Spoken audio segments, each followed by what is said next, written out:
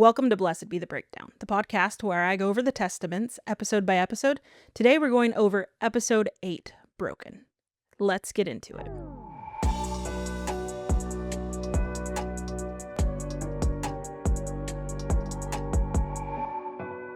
This was a very short episode, but just because it was short doesn't mean we didn't get a lot of information. There was actually a lot more ties back to The Handmaid's Tale and just things we found out in this episode for it being so short. If you watched the season 3 preview, you saw that Huldah actually jumped off the railing in the school in that preview. So I kind of figured it would be sort of a dream sequence because of how it was colored. And sure enough, this episode we found that out. We get the whole dream sequence of Agnes kind of going through all her feelings about, the marriage matches and Dr. Grove. And we see Dr. Grove coming in and out of her dream. And she's just not able to sit with herself because she has all this stuff going on. Because on top of the Dr. Grove stuff, we have, her best friend Becca matching with Garth. And then in this episode, we also have Huldah confessing to Agnes that she was also SA'd by Dr. Grove. That is why, she is in that dream sequence because she just feels bad about it. Agnes is going through all of these emotions because she doesn't want to tell about what happened, but she's kind of trying to get Huldah to tell because then it won't be her. But Huldah's like, I don't want to tell because they won't believe her. And that is so true. And what do we see when Huldah finally goes in to tell Aunt Vidala? She literally tries to keep it hush-hush. And then Agnes starts feeling bad because she was the one that kind of pushed her to tell. But also from a viewer's perspective, it's kind of I know they're teenage girls, right? But it's kind of wow, you're really trying to push her to confess something that you don't want to confess because you don't want it to fall back on you. And Agnes, within her thoughts, she admits that.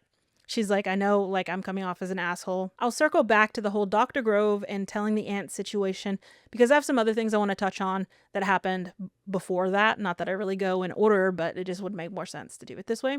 So I wanted to touch on Agnes and Commander Weston actually going through and setting up their wedding details, the broken plate, and her having to put the plate back together, all of this stuff that she's having to go through, the cake tasting, the flower picking.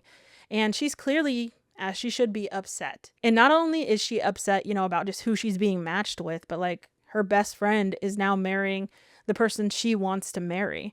And that's hard, especially for a teenage girl who shouldn't be in this place in the first place. One thing I really did love about this situation, though, was when Agnes finally just snaps on Paula because she realizes now, my husband or my future husband, which I hate saying that, is going to be more powerful, essentially. And Paula has to just shut up and take it. And that was one of the best clapbacks ever. I'm so glad they included that because I feel we needed to see that for sure. Within this episode, we also get Gilead's version of a sex ed class, if that's what you want to call it, because I really don't learn very much, literally the bare minimum. We see Daisy and Shunammite are excluded from that because they are not green yet. As they're going through this class and we're kind of seeing it, they literally teach them nothing other than, I guess, what they need to know about their wedding night. And even that is not that extensive. These poor girls are going in completely blind. On the other hand, though, since Shu and Daisy are not in this class, they go to a different class. And this is where we find Shu catches that Daisy has started her period. One thing I will say about Shu that we are starting to find out, because at first I was I'm really not going to like this girl, especially knowing what I know from the book, how she acts. I mean, she's just kind of bratty. There's nothing really that bad about her. But I'm starting to like her more in the show. So, when Shu catches Daisy has started her period, she actually keeps the secret, which is super surprising. And she's obviously upset because she's she even says the Pearl girl is getting her period before me. We also get another scene with Shu and Daisy where Shu is kind of you can't hide this forever. You're going to have to eventually tell. And, Daisy's I don't want to get married. And she's what do you think you're here for? Which is a valid point, but she doesn't also know that Daisy has other plans. So they have this conversation. They're having a real heart to heart. And I'm really starting to like Shu. She's especially in this episode, she's such a comedic relief and such a lighter portion of this. We also find out that Shu's brother was on Angel's Flight, which they also called the Night of Tears. And in the show, they say it's 68 children, but it's actually it's 80 something, I think, the Handmaid's Tale. So I don't know. I'll put the number on the screen. So if you're listening, I'm sorry. But I think it is 80 something that was actually on there. So yeah, they kind of misdirect that number there. And I'm not sure if that's because they got some children back or if that's a discrepancy in like the numbers in general. I'm thinking it's probably because they got some children back, so not everybody like stayed in Canada. But we really see Daisy and Shu getting closer. Shu even tells her she can call her Shu. And then my favorite part was Daisy being like, "Hey, do you want me to tell you about sex?" And Shu was like, "Yeah." And we get that moment at the end where it's like a kind of like, obviously this was intended, but it makes it look like Shu was really like into, like, she believed her, right? That's what it kind of looks like for a second. And then she's like, "You're bullshitting me," basically, like saying that Daisy was not telling her the truth. And I thought that was so funny because if you're hearing that and you've never heard anything like that before, right? That would be a reaction that you would have. You'd be like, "No way, this is like a fairy tale. There's no way that's true." Because these girls are so sheltered. They have no clue about back hair we saw in a different episode. So they're not going to know about, I'm not going to repeat what she said, but they're not going to know about that stuff. So that's why it seemed so outlandish to Shu, even when Daisy was talking about it swimming up. I just thought it was so funny. And like I said, she was just a much needed comic relief here lately in some of these episodes. We are getting some very much teenage girl coded boy drama here. Now, this is Gilead's version because they're in very extreme circumstances compared to normal teenage girls. But specifically with Becca and Agnes, you can clearly see Agnes is trying to get over it, trying to, like, it's not her choice type of thing. Like, she obviously knows Becca has no choice, or she thinks she does, until they're all at the table eating lunch and Becca's like, "I got to actually choose. My parents let me choose." And I think that really like made Agnes more angry because, like, I mean, I get it from Agnes's perspective, sort of like she's once again a teenage girl. She's going to have all these emotions and not really think rationally. From an outside perspective, it's like, once again, I said this last episode, I'd want my friend to marry somebody like Garth over these old men, right? So I think it's in part like not only being a teenage girl in Gilead, and she's also like, "I have to marry this old man. You get to marry this younger person, right? Who I'm actually attracted to." So I think there's a lot of contention there, as we can clearly see.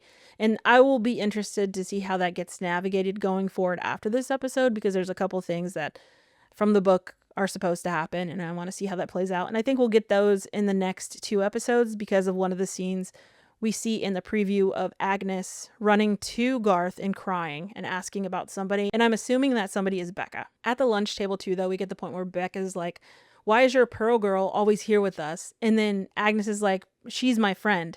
And I think she says that for 2 reasons. One, because she actually thinks that Daisy is her friend, or they're becoming friends. But also, 2, to partly hurt Becca. As I said before, these are teenage girls, and I think that's a dig that she would probably try to make to try and get Becca to feel a little bad. Now, I don't think she does that outright to hurt Becca, but I think maybe subconsciously that is kind of a dig at her. I feel like a lot of the rest of the episode takes place at Becca's engagement party. We get a lot of things going on. And just staying on the topic of Becca and Agnes, we see that Agnes is not really around Becca. They're not acting like best friends as they were before. Agnes is kind of trying to avoid Becca, and Daisy even calls her out on that at the end. It is at this party as well that we find out who Garth's dad is. And he is used to be like I said, a prominent commander, and he was actually poisoned. So he is now like in a wheelchair, not able to talk, kind of, barely there. And at first, I was thinking he was poisoned in The Handmaid's Tale at the wedding, but then I remembered that that was more of a sedative.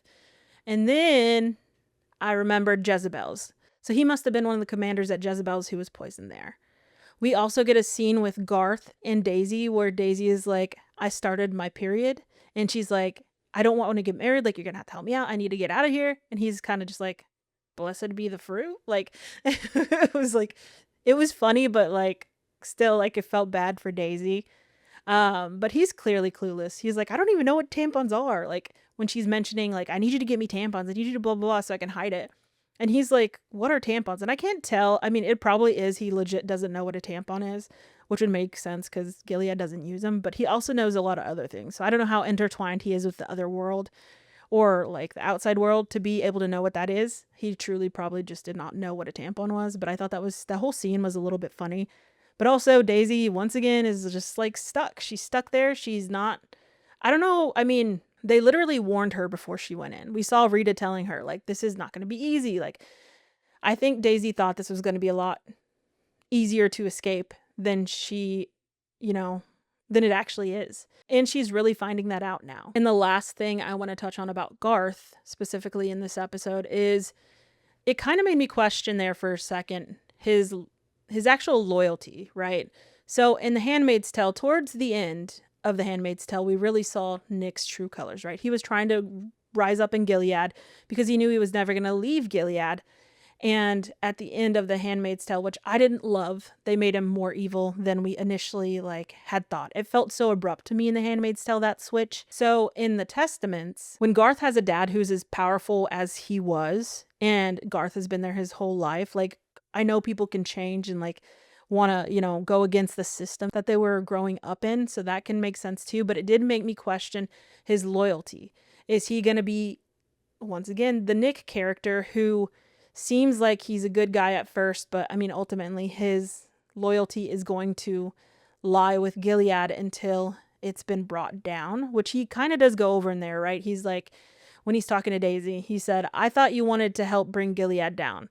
And you're not, basically saying you're not going to do that by getting out of here. And you haven't even done anything yet. So why do you keep asking to leave, right? So I'm not sure about him yet because I'm like, is he snitching on these people to try and get higher up in ranking? What is going on here? So it did kind of make me have second thoughts about him because you just never know. And I'm stunted by what they did to Nick in The Handmaid. So ultimately, I know Nick was not a great person. There's a lot of people who hate Nick. I get that. But I was a Nick person and I loved Nick in June. Okay. So sue me. But I mean, I get why he's a bad person. Okay. So I'll be interested to see where Garth's character goes and what route he takes. We get another scene with Agnes and her dad at the engagement party. And he's clearly struggling with the fact that his daughter is going to marry this older man because he makes a comment about how it had to be this way because the birth rates were so low. So it's kind of like he is having second thoughts or clearly uneasy about everything that's going on with his daughter. Now, he also mentions to Agnes that Paula wants them to have a handmaid after she leaves. One thing that differs from the book and the show with the handmaid portion is that in the book, early on while Agnes is still living with them, they already have a handmaid. So versus the show where, they're waiting for her to leave or now they're barely thinking about getting a handmaid. So I'll be interested too to see are they going to show us the handmaid? Because we haven't really seen any handmaids. We've had them talked about, but we haven't seen any handmaids in the Testaments. So I'd be interested to see if they're going to work a handmaid in or how that's going to go. Or if we'll be strictly getting this perspective of just the girls, which would make sense because the show is about the girls. So at the engagement party 2, we see Commander Judd's wife, Penny, who has just lost her baby and she's clearly, not looking well. Now this makes sense from the perspective that she literally just lost her baby. So she's obviously going through a depression or, something like that, just not doing well, which is expected. But it also makes me think about how in the book, Commander Judd is constantly poisoning his wives.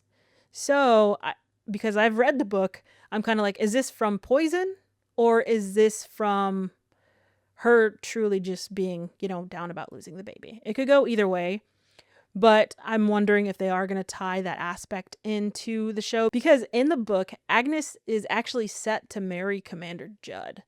So if they do somehow pivot to that route and they have Commander Judd poison Penny, I would be curious as to how they would get Agnes away from Commander Weston to end up with Commander Judd. So I don't know if they'll do that in the show, but in the book, that's kind of how it worked out. So I guess we'll have to see on that aspect of things. But yeah, Penny is not looking great. All right, I'm going to end this episode talking about, kind of circling back to the Hulda, Agnes, Dr. Grove situation here. Hulda confesses to Vidala. Vidala brings Agnes in and tells her, both of them, to just forget about it, that Hulda didn't know what she was saying. At that point, that really pissed me off because it was so infuriating. Also, her being in Aunt Lydia's office, I was like, what is this? I thought at first she was going against Aunt Lydia, right?